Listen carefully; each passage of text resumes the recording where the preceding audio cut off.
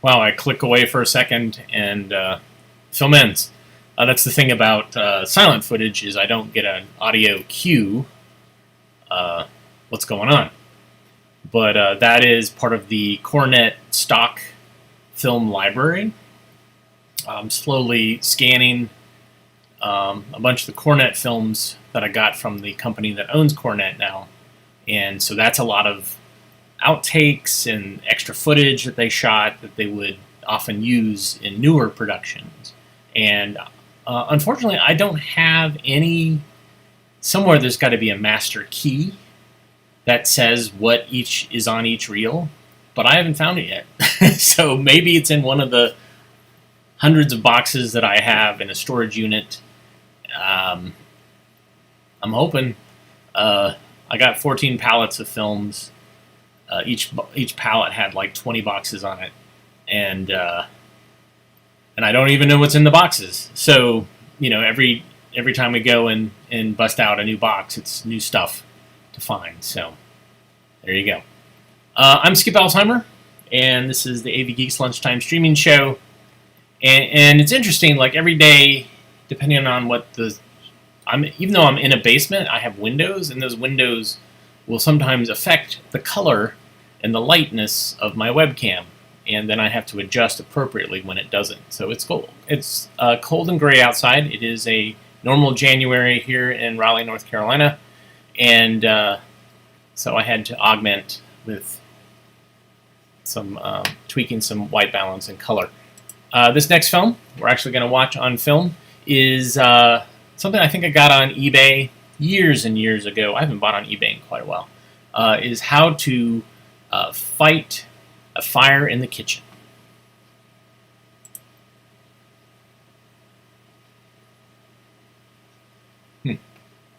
That's not right. That's not right at all. We'll come back to that. Hold on. That's not right. Okay, here's America in Space. The day begins quietly.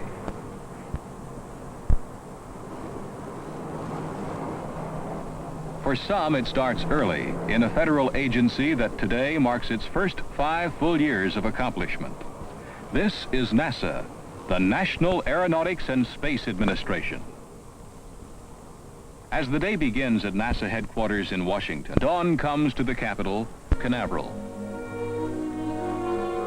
NASA's Launch Operations Center begins a new day. At other NASA stations, far to the west, it is still night. Signals from satellites in space are being monitored for later study.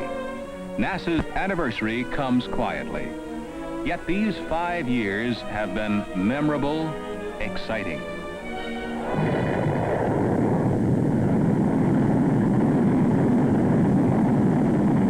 Most Americans can remember the rockets climbing into the sky with their cargoes of instruments, or of men.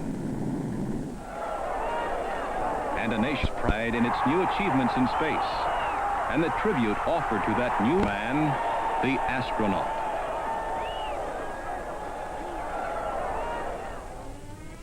They remember anxious moments, too, as search planes hunted a capsule returned from space. What America achieved in those first 5 years of the civilian space program was done openly.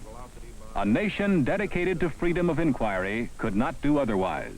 Bear with me, I will get you a number and deliver that tomorrow. These were the years Americans learned new words. Liftoff, SYNCOM, Tyros, fly-by-wire. If our successes were spectacular, so were the failures.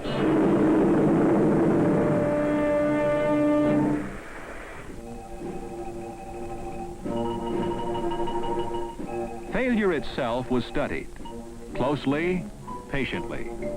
Progress into space must come step by step. To NASA facilities like Goddard Space Flight Center came research scientists, Americans and visitors from other nations. They saw programs that investigate fundamental physical phenomena, an indication of NASA's increasing role in the advancement of basic knowledge. From these centers across the nation, NASA's space program is guided and directed.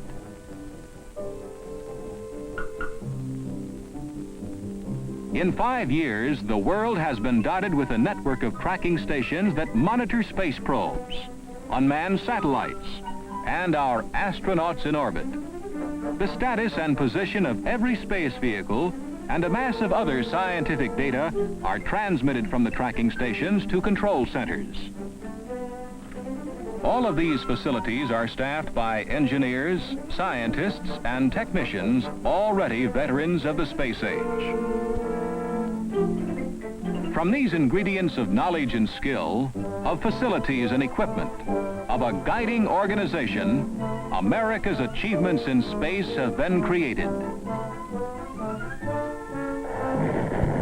They began more than 5 years ago, when America's first satellite, Explorer 1, rose from its launching pad.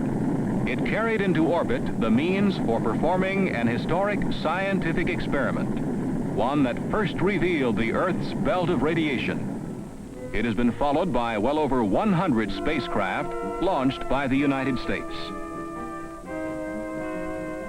Satellites and space probes on scientific missions are the vehicles for experiments by the Earthbound investigator. Here is the space probe Mariner 2, shortly before its 1962 launching on an historic flight to Venus.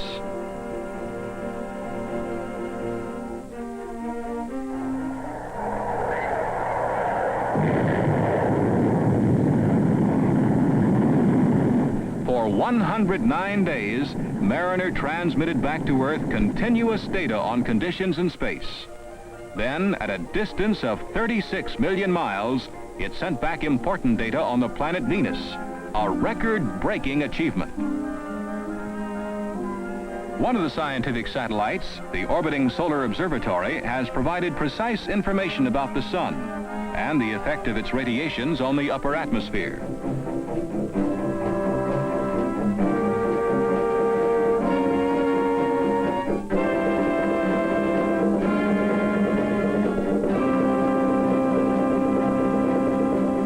The satellites and the space probes have given man new tools to study the mysteries of the universe, where before he could only wonder and speculate.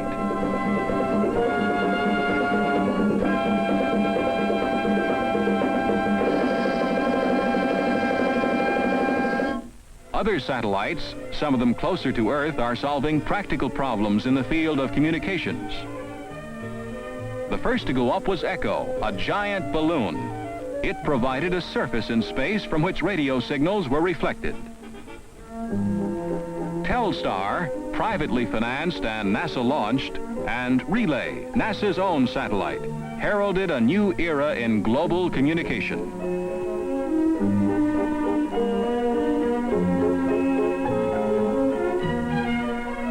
Their first transmissions dramatized the future, a permanent system of communication satellites.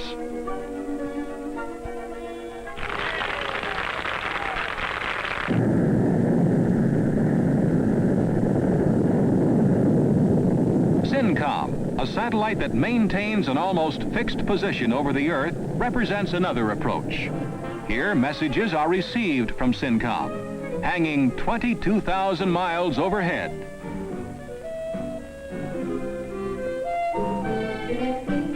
The weather satellite Tyros, mounting 2 cameras and a television tape system, returns photographs to Earth on command. Tyros photographs of cloud cover are valuable aids in discovering the growth of storms and in plotting basic weather patterns.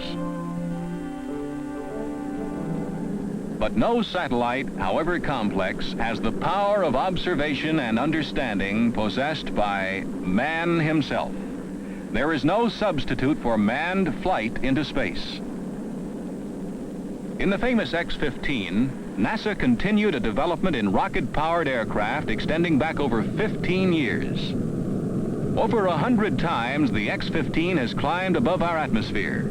It was the first craft to demonstrate that man can fly into space, control his flight during re-entry, and select his landing point within 1,000 feet.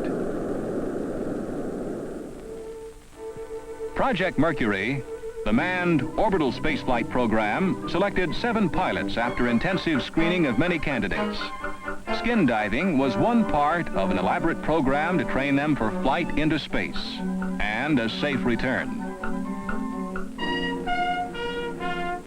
They studied the navigation, the engineering, the physical problems of space flight. They learned the sheer ability of the human body to withstand high temperatures.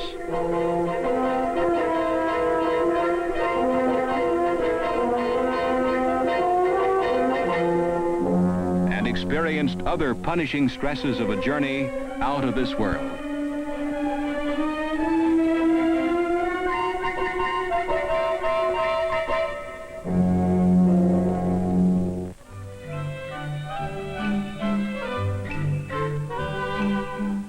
Even zero gravity, that peculiar property of spaceflight, was sampled in an aircraft flying a controlled arc.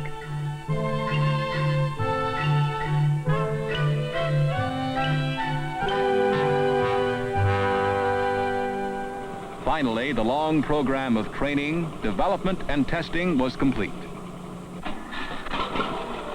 Opening the major phase of Project Mercury, there were suborbital flights by astronauts Shepard and Grissom.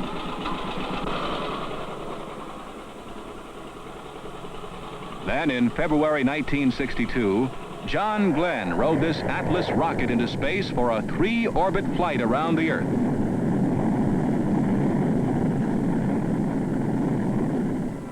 Project Mercury moved into high gear.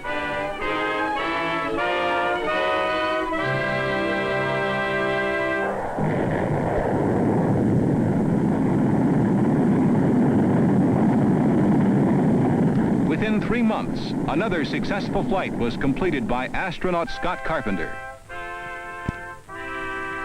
Then a 6-orbit flight by astronaut Walter Schirra.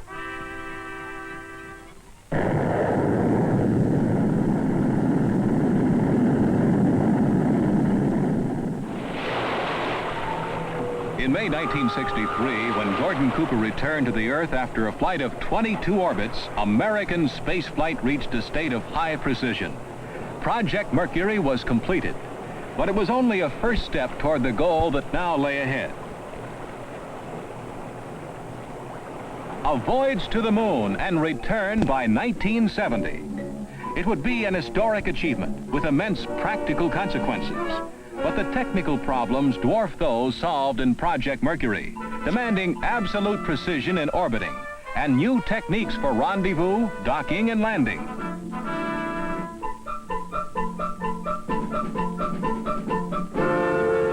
First comes Project Gemini. Unlike Mercury, 2 men will fly Gemini in orbit for up to 2 weeks, practicing space rendezvous and docking. Gemini capsules are now being built and tested. Apollo, the 3-man craft that will actually go to the moon, is also undergoing a long period of test.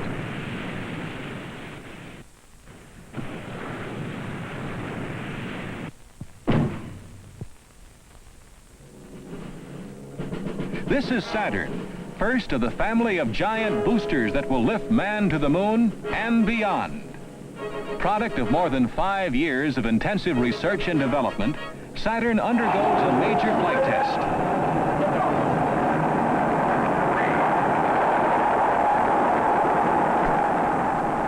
On this day, we moved at least 1 step closer to the moon. Visiting Cape Canaveral are the new astronauts, the men who will join the original 7 and ride the Gemini and Apollo spacecraft. They are the new pioneers of space, but their path has already been charted by those who have gone before.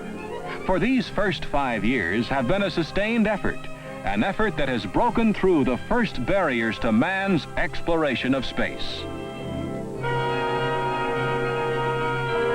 Because of this first giant step, the cosmos opens itself to man's investigation. What will he discover on these journeys?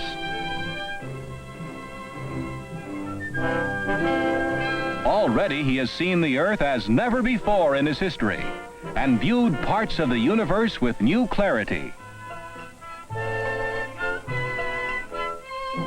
Perhaps now he'll discover clues to the origin of life itself and through them a glimpse of its purpose and his own.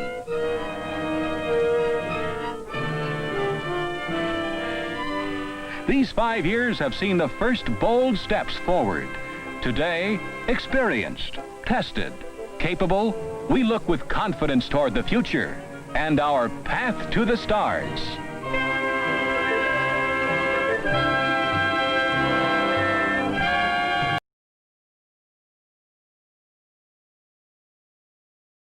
So that came out in 1963. Have a soft spot for NASA, having digitized some stuff for one of the NASA centers. There are many. Each of them seems to run under their own level of leadership, and they actually actively compete with each other, which was by design. And so at one point I was going to take on digitizing a lot of the NASA film and video, but the funding did not come through, and I was very sad, because it was going to be probably 5 years of my life dedicated to it. What we had discovered is Johnson Space Center had a bunch of money. They were the most well-funded of the space centers, and they had already started digitizing their stuff. Some places like Kennedy Space Center had not. And in fact, they had just a bunch of boxes of stuff lying around in warehouses getting wet. But I got to digitize a lot of interesting things. Mostly what I did was stuff that was educational, that was made by John Glenn Space Center. I can't remember what they were called before they were John Glenn. But, and then also by Langley Space Center in Virginia. But yeah, it was fascinating. It was really, really fascinating. I went to NASA headquarters. Got to meet a lot of people. I'm really bummed that it didn't work out. But I'm also probably pretty happy, because I would be in a different state, I think, at this point. Probably be super broke. Different path.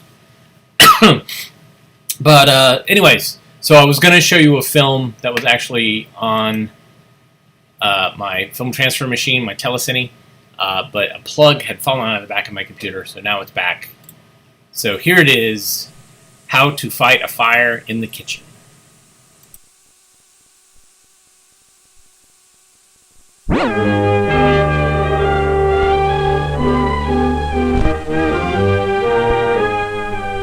Every day, millions of us face this danger.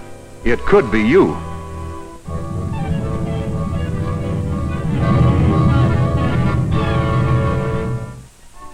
Would you know how to put out a fire if it started in your kitchen?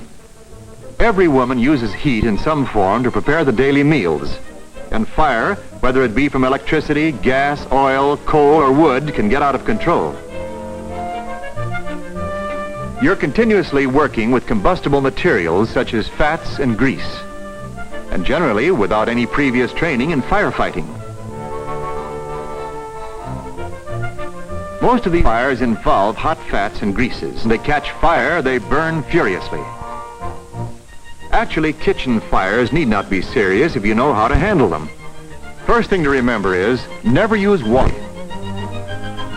The best way to fight a grease fire in your kitchen is to smother it.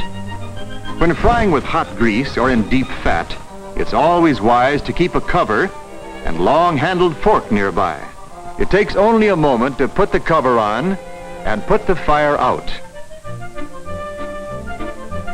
It works. No matter what kind of pan, pot, or dish is being used. You're using a fundamental principle of firefighting, choking the fire by keeping out the air. Sometimes the hot fat spills over and the fire spreads outside the pan. Now you need more than just a pan cover. You need an additional remedy, just as simple, just as effective. It's baking soda, plain baking soda. Yes, it's very effective. So effective that it's used in many fire extinguishers.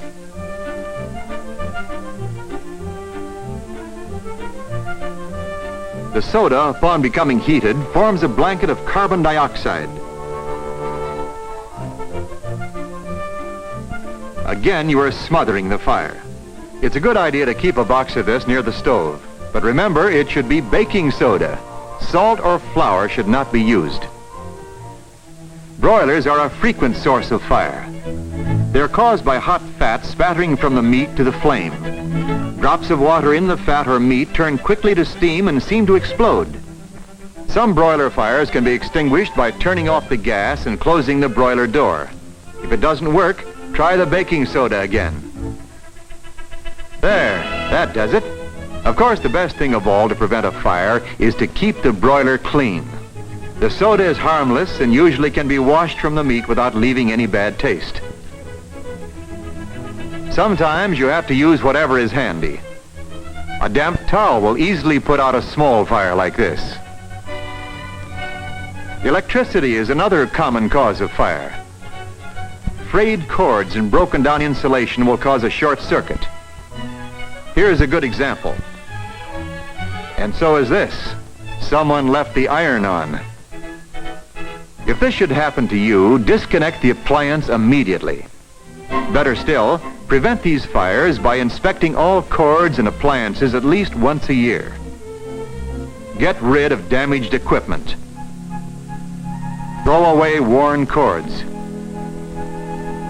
Oil the motors and help prevent all fires. In all cases, if there's the slightest difficulty in putting out a fire, call the fire department at once.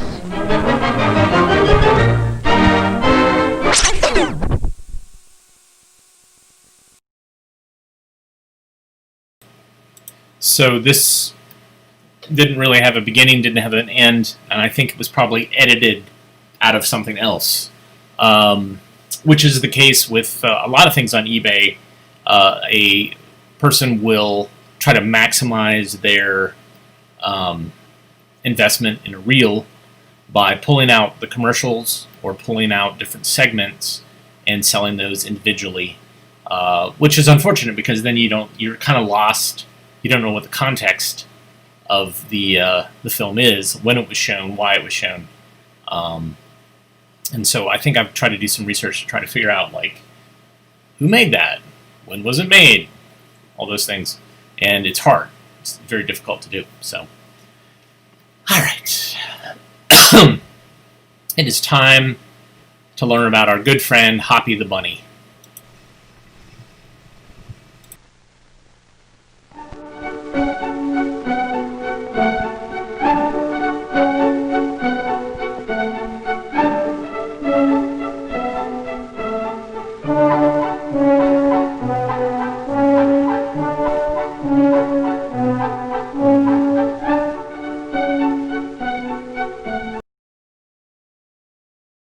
One day in class, we all gathered around to hear a story. Everyone was eager to hear it because it was a story about a little bunny. Once there was a little bunny. He lived in the woods, right here in this tree. His name was Hoppy. "My, what a beautiful morning," he said. Of course, we all know that bunnies don't really talk, but it's fun to pretend. Yes, it was a beautiful morning. Such a beautiful morning that Hoppy felt happy, from the tip of his long ears to his funny wiggly nose, right on down to his powder-puffed tail. He was going to have fun today, so off he went to see what he could find, singing hop, hop, hop, I'm a funny little bunny, and it's so much fun to hop, hop, hop through the woods all day. It was nice to have such big, strong legs for hopping. Then he saw his neighbor, Mr. Raccoon. "Good morning, Mr. Raccoon," said Hoppy. "Good morning to you," said Mr. Raccoon. "Would you like to share my breakfast with me?" "No, thank you," said Hoppy. "I'm busy." Busy doing what? I'm going to look for places I've never seen before. You'd better be careful. You might get lost. No, I won't, said Hoppy. Yes, you will. No, I won't. Well, we'll see, said Mr. Raccoon, and off he went.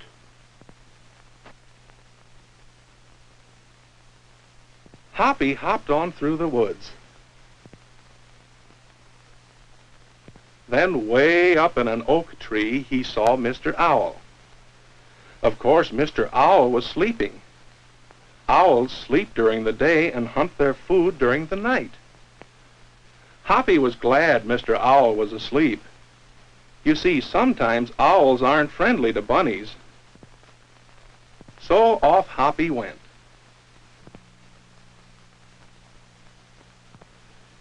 Soon he came to his favorite little brook. Today it was laughing and splashing in the sunlight. This is so good, thought Hoppy. It made him feel even happier than he had felt before on this beautiful morning. And off he hopped, singing hop, hop, hop. I'm a funny little bunny, and it's so much fun to hop, hop, hop through the woods all day. But then he stopped. Do you know what he had done? He had found a place he had never seen before. He had hopped himself right out of the woods. Everything looked so strange. He had never been out of the woods before. But he smelled something good and decided to hop through the fence and see what it was. Now, Hoppy didn't know it, but he was going to visit a farm for the first time in his life. There was a garden on the farm. That's what smelled so good. The cabbage reminded Hoppy that he hadn't eaten breakfast yet, and he decided to eat some. Then he tasted the green carrot leaves.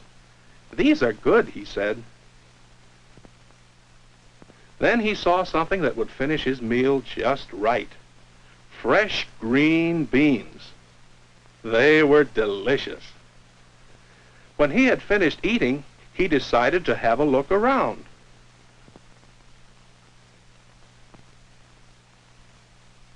My, he thought, this is a very interesting place. I wonder what else I'll find here.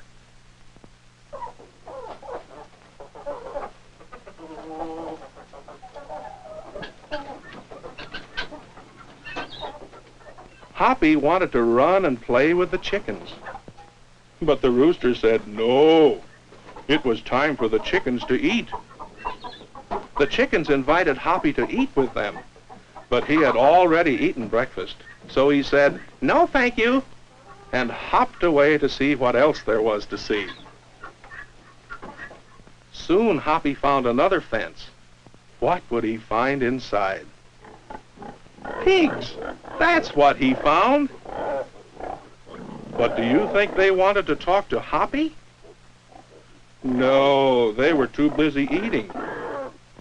Hoppy said to them, if you eat too much, you'll get fat. The pigs just laughed. One white pig said, you silly bunny, pigs are supposed to be fat. They're not very friendly, thought Hoppy. All they want to do is eat. So he hopped off to see what else there was to see. And do you know what he saw? White bunnies inside a fence. Why, they look something like me, he thought, except I'm brown. One of the bunnies came over to say good morning to Hoppy. Good morning, said Hoppy. Do you live behind the fence?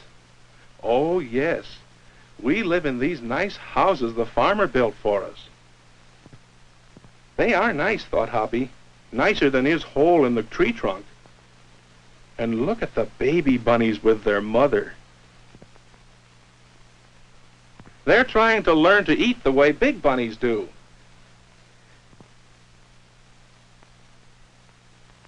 Where do you get your food? Said Hoppy. Well, the farmer's children bring us good things to eat every day. No one brings me food, said Hoppy. I have to find it myself. I like it here, said Hoppy. May I move in with you? Yes, you certainly may, said the white bunny. Oh, good, Hoppy said. Come out and let's play tag. Oh, no, the bunny said. We have to play here. We can't leave. Hoppy said, you mean if I lived here with you, I wouldn't be able to play with my friends in the woods anymore? That's right, the bunny said. What was that? Oh, don't let that bother you. It's just old Rover, the white bunny said. The dog, said Hoppy. A dog chased me once and almost caught me. Now I'm sure I wouldn't like it here. I'm leaving.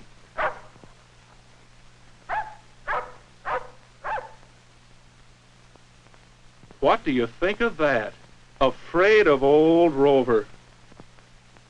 But Hoppy was afraid.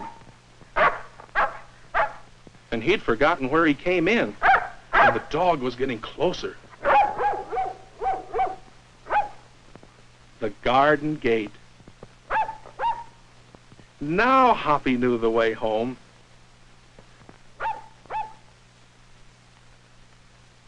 Finally, Hoppy was in the woods, and the dog was far away. When he came to the brook, he felt safe.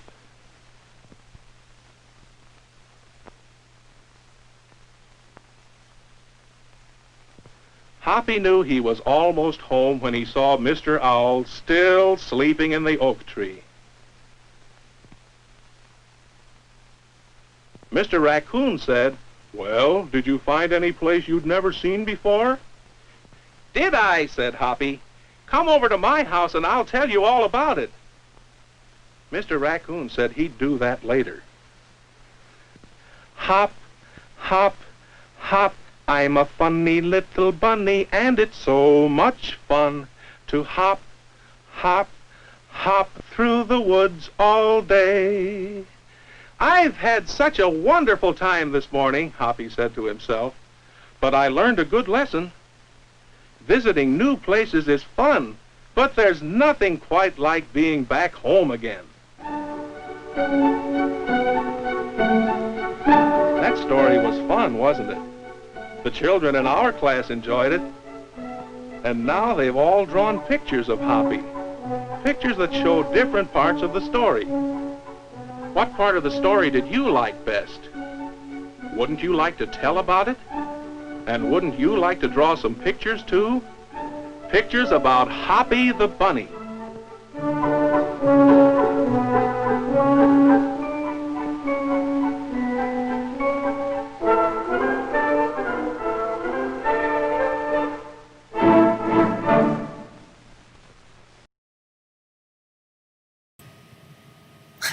That little rhyme, it's not a song, a verse, I don't know what you would call it. Hop, hop, hop, I'm a funny little bunny, and I know. Anyways, happy to have the color on that's not so great, but every other copy I have of that is kind of beat to hell. So that was from the Cornet collection. It's part of their preview print, something that they would lend out to a school to see if the school would say, like, are we interested in this particular title? So, all right. I got another film set up here. And this is, so I showed a film a couple of weeks ago, maybe a couple of months ago at this point, called Me. And Me had kid and his interactions with other bigger kids, and it was kind of about his self-image, and there was all these crazy marionettes flying around. So this is called You. It's also made by Phoenix Films. So I don't know what this is. I haven't seen this. So here we go. Here's You.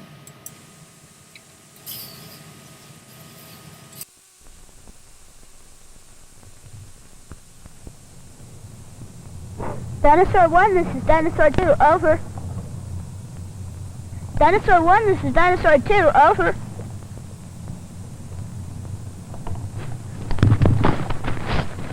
Dinosaur 1, this is Dinosaur 2, over. The dang thing ain't working. What do you want?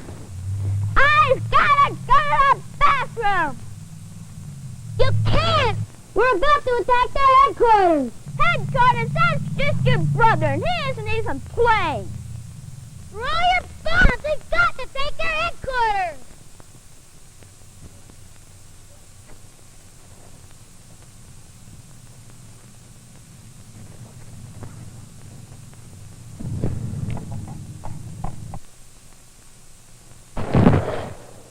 Hey, cut it out! And get down out of that tree, Larry, before you bust out of branches!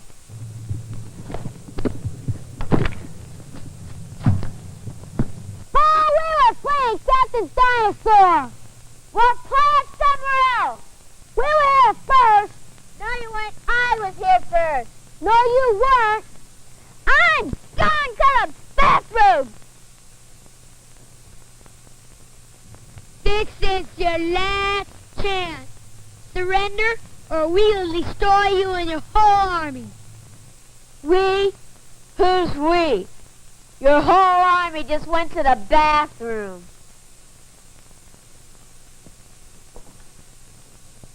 You have 5 seconds before we move in. Your destruction will be complete. 1, 2, 3. Hey, Paul, what'd you get? What is that?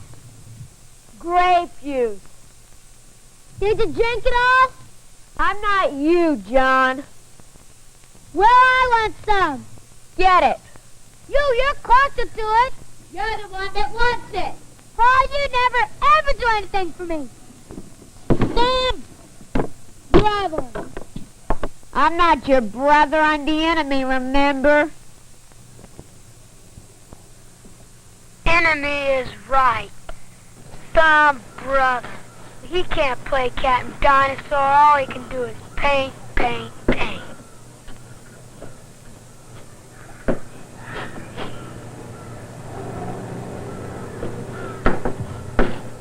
You know what I think of your painting? What? Oh. Stink! Yeah, I got that.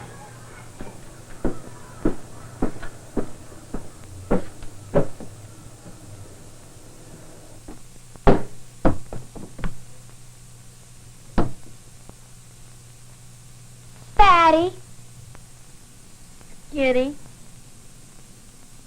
Curly hair blubber. Long-haired toad. Hippopotamus. Elephant nose.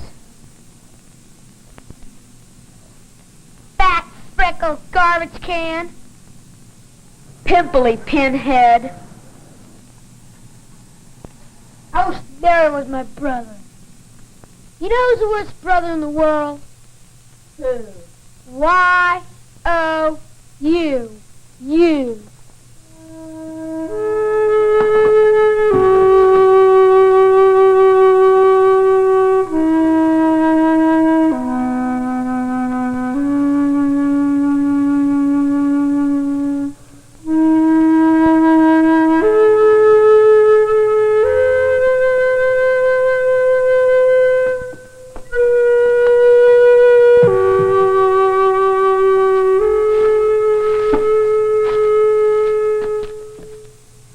You ever paint anything good? I am. Oh, yeah? Where's the waterfall? I don't see a waterfall. If you see a waterfall, you must be Mary Poppins.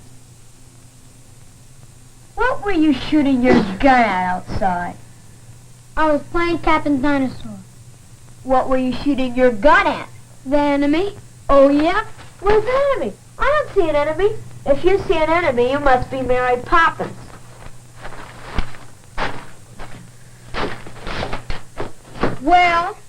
Well, that hamburger. Skinny hot dog. I'd rather be skinny than fat. You are. Fat toad. John, will you go away?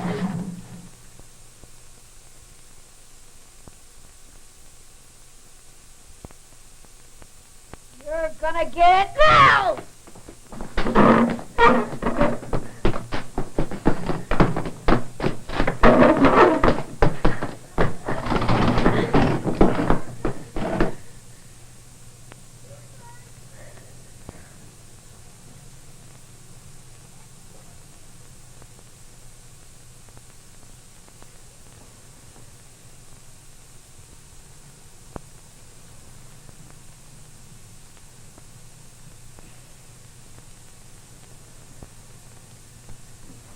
Okay. Go ahead, I dare you.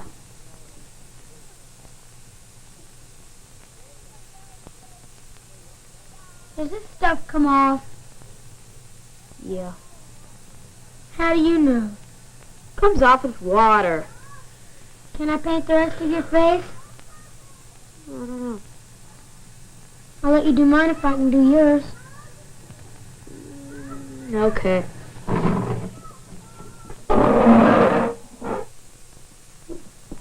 What are you gonna make? I think I'll make Emperor Gargantua. You'll need green. Oh, huh. He isn't green. He's blue. No, he isn't. He's green with blue stripes. He's blue with green stripes. Oh, huh. Anyway, it's my painting. Anyway, it's my face. Well, are you going to let me paint it or not? Go ahead. Anyway, how can you tell which stripes are which? They're all the same, like on a zebra. I can tell. Hold still. How come painting is so fun? I don't know, it just is. How come you like to play Captain Dinosaur so much? I don't know, it's just fun. Okay, my turn. I think I'll make a devil. How come painting is so fun? I don't know, it just is. I haven't painted only in school. Did you like it? Kinda. How come you like to play Captain Dinosaur so much? I told you, it's just fun. Want to play? Okay, just a minute.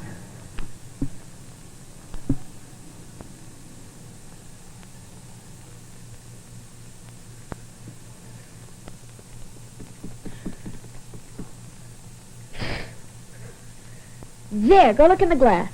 Hold it. There.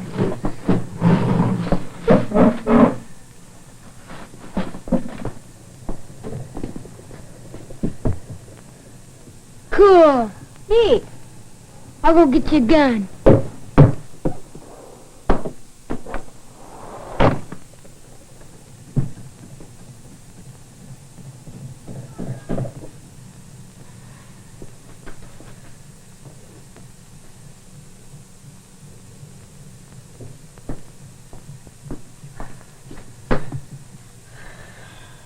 I needed my fangs anyway.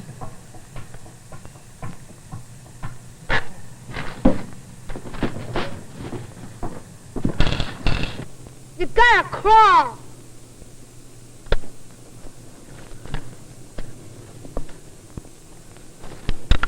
You can't stand up! They'll see ya! I gotta sit up! I'm allergic to grass and leaves, you know!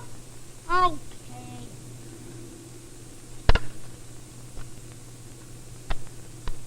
What do you see?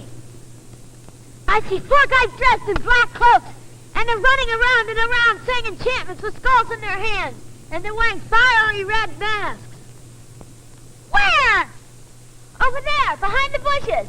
And they capture the princess, and they're dragging her into the cave, where they bury her alive. Where? What cave? Over there, behind the waterfall. Oh, the waterfall. Oh, I see him! Come on! Ow! Ow!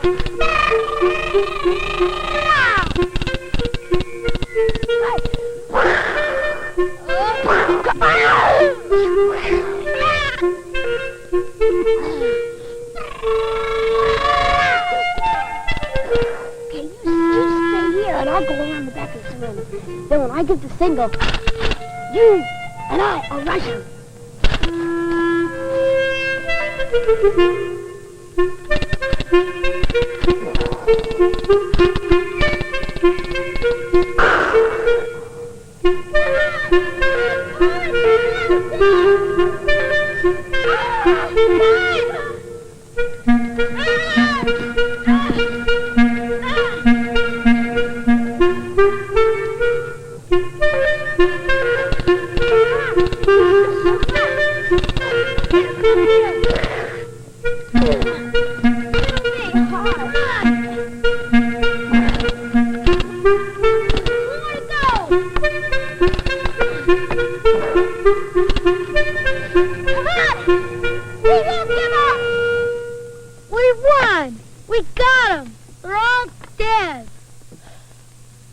I'm not doing so well myself.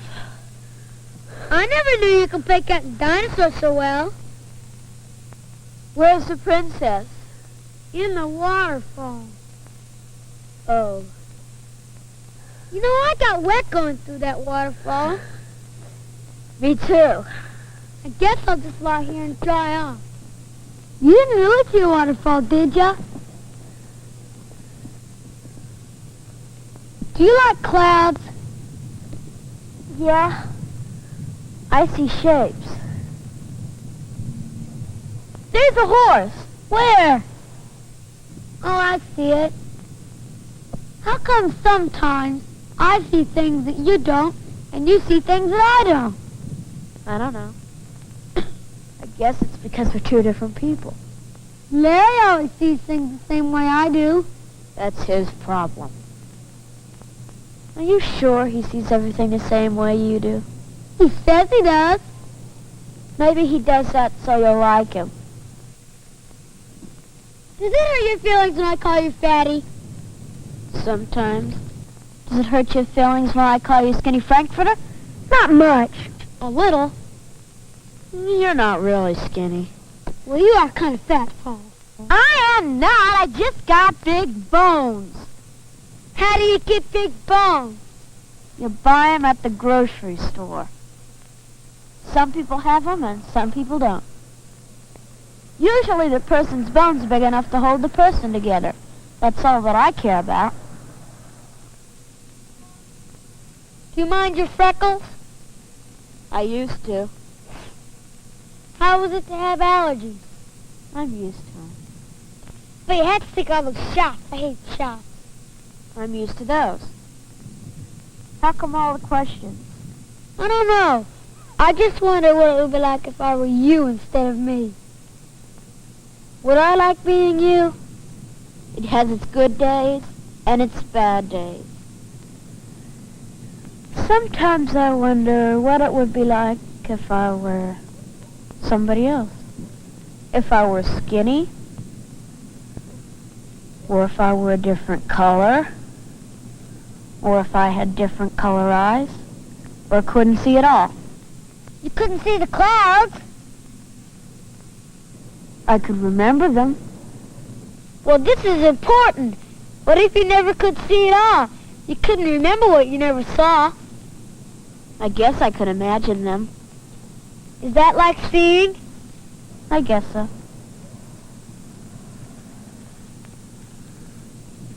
And then if I said the cloud reminded me of a horse, no one could really argue with me, because they've known I've never seen a horse either. Or they could laugh at you. Some people do now. I guess.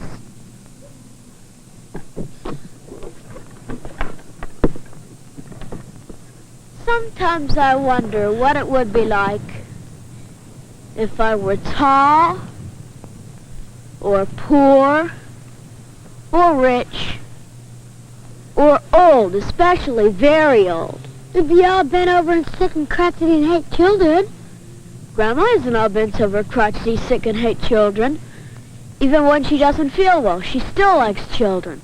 Well, that's because she's Grandma. But what if you were Grandma? I wouldn't hate children. How would you know? I just know.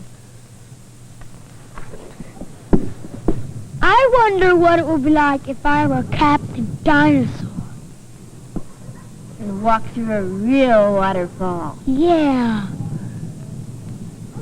I see clouds. Me too. You horse that's kind of like a pig.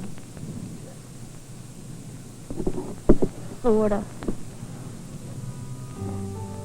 I always thought everybody saw things the same way. They don't. Or even like to do the same thing.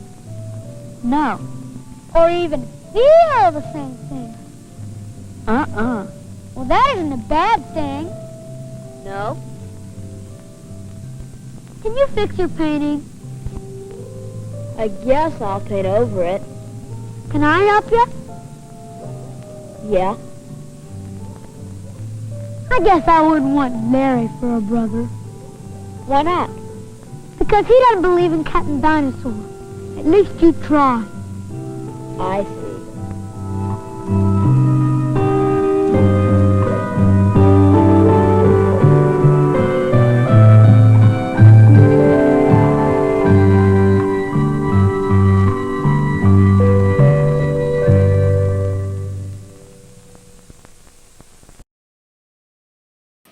I need to see who made me, just to see if there's a common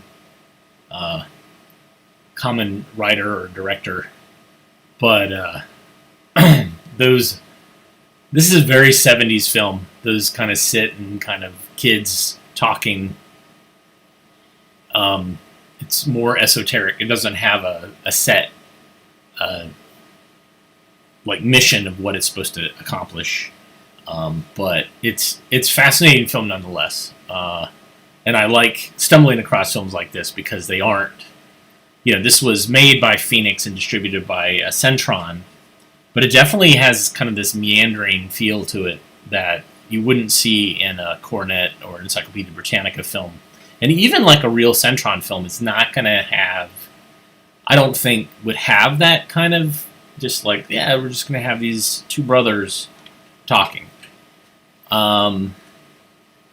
And so this is the type of thing where I wonder, was this film made specifically for an educational market, or was it made and then they were like, okay, now we're going to try to sell it to the educational market? Yeah, that's one of those things that I would, if I could find the filmmaker, I would ask and find out. My friend, film professor friend, Marsha Gordon, actually interviewed the daughter and the producer of film the daughter of the filmmaker Joan Micklin Silver, and the producer of Fur Coat Club, Linda Gottlieb, who later went on to produce Dirty Dancing, and asked about some of these questions. Asked about, like, was this film just going to be made, or was it made specifically for this educational market? And Linda said this was made for educational market. So my friend's working on an article, and so hopefully when that comes out, I'll have her back on. We can talk about Fur Coat Club more in depth. But yeah, I'll leave it at that. But thanks for joining me today. Very much appreciated. Nathan, thank you so much for buying me coffee. Coffee is one of those things that keeps us going here at AV Geeks. It is the percolates the nervous system for us, and helps us when we can't figure out why our telecine isn't working and we see that there's a cable that fell out. So join us tomorrow. I should say this week we're going to have some special guests on Wednesday and Thursday. So I'll talk more about that as we get closer. But everybody have a good rest of your day. As always, we look inside the film reel and we see a peace sign and to love each other. And then also to please rewind. This was obviously written by a bored middle school or high school student who put a little smiley face with eyelashes. Very much enjoy finding these things, and I'm actively looking for other examples of this. Someone just being bored, working in the library. But have a good rest of your Monday, and we will see you tomorrow, 1 o'clock Eastern Standard Time. Take care.